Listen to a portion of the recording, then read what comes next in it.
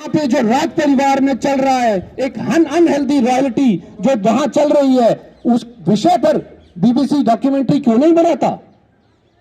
आज इंग्लैंड में, यूके में, यूरोप में रेसिशन के कारण कितना ही वहां पे धर्म का अपमान हो रहा है, राष्ट्र की संपत्ति नष्ट हो रही है, उसके बारे में बीबीसी क्यों जागृत नहीं करना चाहता है? मित्रों, इन सब के पीछे कुछ ना कुछ षड्यंत्र है। उद्घोषणा के साथ भारत माता की, भारत माता की जय तू, जय तू, जय तू, जय तू।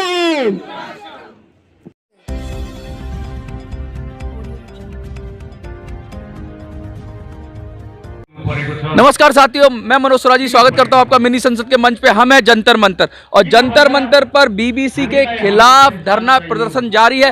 क्यों कर रहे हैं बीबीसी के खिलाफ धरना प्रदर्शन? इनका आरोप है कि बीबीसी भारत विरोधी मानसिकता से ग्रस्त है और लगातार प्रोपेगेंडा करता रहता है। रिसेंटली जो अभी बीबीसी ने अभी जो डॉक्यूमेंट्री की है वो की है मोदी जी के लिए क्वेश्चंस उठाए मोदी जी के गुजरात दंगों के ऊपर कि मोदी जी का रोल क्या था उसमें, और फिर से उस बहस को छोड़ दिया है। जो गुजरात दंगों का जिन्न है वो लगातार चुनाव से पहले निकलता रहता है और उसको पक्ष या विपक्ष अपनी तरह से इस्तेमाल करते रहते हैं। प्योर राजनीतिक गोटियां सेट कर दी गई हैं और पूरे देश में इस बात पर बहस चढ़ गई है कि बीबीसी का क्या रोल है, बीबीसी अच्छा कर रही है, बीबीसी बुरा कर रही है। कुछ लोग उसके समर्थन में आ रहे हैं और लगातार डॉक्यूमेंट्री देखी जा रही है, कुछ कॉलेजेस में स्क्रीनिंग हो रही है, लेकिन वहीं दूसरी तरफ कुछ लोग उसका जमकर विरोध कर रहे हैं और कह रहे हैं कि बीबीसी का एजेंडा हमेशा से भारत विरोधी रहा था। हमारे साथ हिंदुत्व संगठनों एवं संप्रदायों के हिंदू राष्ट्र जागृति आंदोलन से जुड़े हुए लोग हैं। नरेंद्र जी, लगातार बीबीसी के खिलाफ बातें होती हैं, समर्थन में भी बातें होती हैं। बीबीसी क्या अंग्रेज चले गए और अंग्रेजी रह गई, या वो अभी भी बैठ के वहां से कंट्रोल कर रहे हैं? देखिए, बीबीसी जो है निरंतर, जिस प्रकार से आपने यहाँ पर बताया कि एक भारत विरोधी मानसिकता और एक हिंदू विरोधी मानसिकता से ग्रस्त है, और उसी का परिचय उसने ये जो डॉक्यूमेंट्री रिलीज़ की है उस डॉक्यूमेंट्री में हमें समझ में आता है। 2002 में जो दंगे हुए उसके ऊपर आज 20 साल के बाद में एक डॉक्यूमेंट्री बनाई जाती है और उस डॉक्यूमेंट्री में प्रधानमंत्री पर ठेठ आरोप किए जाते हैं, जिस विषय पर हमारी इस देश के सर्वोच्च न्यायालय ने 2-2 बार क्लीन चिट दी है।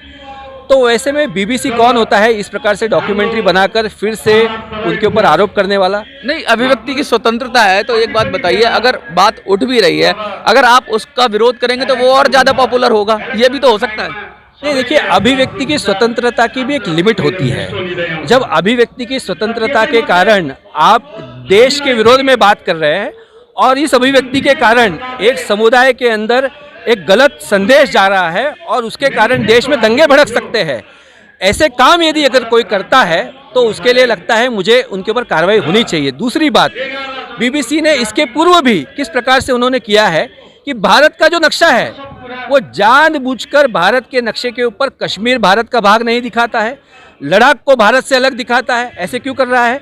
तो इसका सही मायने में यही है कि वो भारत विरोधी काम कर रहा है, वो हिंदुओं के धार्मिक त्योहारों के ऊपर दुष्प्रचार करता है।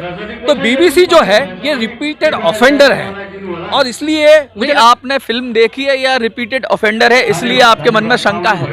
देखिए, मेरे मन में कोई शंका नहीं है, शंका कुछ भी नहीं है। भारत सरकार ने इसके ऊपर पाबंदी लगाई है तो भारत सरकार ने उसके ऊपर सही मायने में देखकर ही उसके ऊपर पाबंदी लगाई होगी। और दूसरी बात, हमारे मन में कोई शंका नहीं, हमारे पास में सबूत है कि बीबीसी किस प्रकार से भारत विरोधी और हिंदू विरोधी एजेंडा को चला रहा है, हिंदू त्योहारों को बदनाम कर रहा है। निरंतर वो बीबीसी के चैनल के ऊपर आप जाएंगे, एक न्यूज़ प्रसारित हुई थी, मैं आपको बताता हूँ, डीसीपीओ की बैठक हुई। क्या बैठक हुई? डीसीपी की बैठक हुई। उसमें वो फोटो क्या लगाता है तो एक हिंदू का लगाता है जो एक आक्रामक दिखाया जा रहा है। तो ये निरंतर हिंदू विरोध, भारत विरोध, ये बीबीसी से इससे ग्रस्त है। आपको क्या लगता है पोषण कहाँ से मिलता है ऐसी चीज़ों को? क्योंकि बिगर फंडिंग के नहीं चल सकती हैं चीज़ें, और बीबीसी एक ऐसा है कि वो लंदन में बैठे हुए हैं, जब तक उनके देखने वाले, चाहने वाले नहीं होंगे या उनको ऑडियंस नहीं होगी या उनको किसी भी तरह का इकोसिस्टम नहीं होगा, वो क्यों दिखाएंगे भारत विरोधी मानसिकता, क्यों रहेंगे? क्या क्या कौन लोग हैं जो पोषित कर रहे हैं? क्या वो भारत के ही लोग हैं या भारत के बाहर के लोग हैं? क्या लगता है आपको? नहीं, सरकार ने इसका इन्वेस्टिगेशन करना चाहिए। यही हम मांग कर रहे हैं कि ये कौन लोग हैं जो बीबीसी के माध्यम से इस प्रकार की बातें फैला रहे हैं, इस प्रकार के वीडियोस बाहर आ रहे हैं, इनको फंडिंग कौन कर रहा है और ये कौन लोग हैं? कम्युनल हार्मोनी बिगड़ रही है, क्या लगता है आपको? यही बिगाड़ने का प्रयास किया जा रहा है। भारत आज जो विश्व की 5वीं आर्थिक महासत्ता बन गया है, भारत को अस्थिर निर्माण करने का प्रयास किया जा रहा है क्या? ये सरकार ने गंभीरता से लेना चाहिए और इसलिए बीबीसी के ऊपर कार्रवाई हो, इसके लिए यहाँ पर हम आंदोलन कर रहे हैं। मोदी जी के विरोध में अगर कुछ कहा जाता है तो भारत विरोधी, क्या उसे कहना उचित होगा? हम सिर्फ मोदी विरोधी कह रहे हैं ऐसा नहीं है। हम भारत के प्रधानमंत्री के बारे में ये कहा गया है, तो भारत के प्रधानमंत्री कोई भी हो, देखिए 1970 में भी बीबीसी को बैन किया गया था 2 साल के लिए। तो भारत के प्रधानमंत्री का अगर वो कोई अवमान करता है और भारत का कोई अवमान करता है, हिंदू धर्म का कोई अवमान करता है, तो शांत कैसे बैठे? तो इसलिए उसके ऊपर कार्रवाई होनी चाहिए, ये हमारी मांग है। लगातार ये मांग उठ रही है कि बीबीसी के खिलाफ कार्रवाई होनी चाहिए। बहुत सारी चीज़ों में ये माना जाता है कि बीबीसी एक पक्ष लेता है या एक तरफ उसका झुकाव रहता है। वो बहुत सारे, जैसे बात कर रहे हैं कि सीरियल ऑफेंडर की भी बात हो रही है। बीबीसी लगातार और खासकर एक विशेष समुदाय से लगाव रखना या विरोध करना, या दोनों समुदायों के अंदर किस तरीके से दिक्कत हो, ऐसा इनका आरोप है, वो बीबीसी करता है। 20 साल हो गए इस बात को, इन्वेस्टिगेशन हुआ, भारत की सभी इन्वेस्टिगेशन एजेंसी जो टॉप क्लास है, सीबीआई है, उसने उसकी जांच की, सुप्रीम कोर्ट की उस पर ऑर्डर आया और बहुत सारी चीज़ें क्लियर हुई। लेकिन अब फिर गुजरात दंगों का जिन बाहर निकल आया है और ये जिन जब जब भारत में चुनाव होते हैं तब तब निकल आता है। सबको इसमें सहूलियत होती है, सत्ता पक्ष को भी सहूलियत होती है वोट को पोलराइज करने के लिए, तो विपक्ष को भी सहूलियत होती है।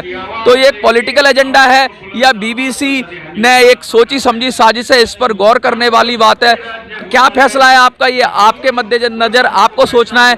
लेकिन बात तो तय है कि मामला गर्म है। 2024 के चुनाव में बहुत उठापटक होगी और बहुत पुराने जिन निकाले जाएंगे जिससे लोगों के अंदर गुस्सा पैदा किया जा सके। जंतर मंतर से मिनी संसद के लिए मैं मनोज सुराजी, जय हिंद, जय भारत।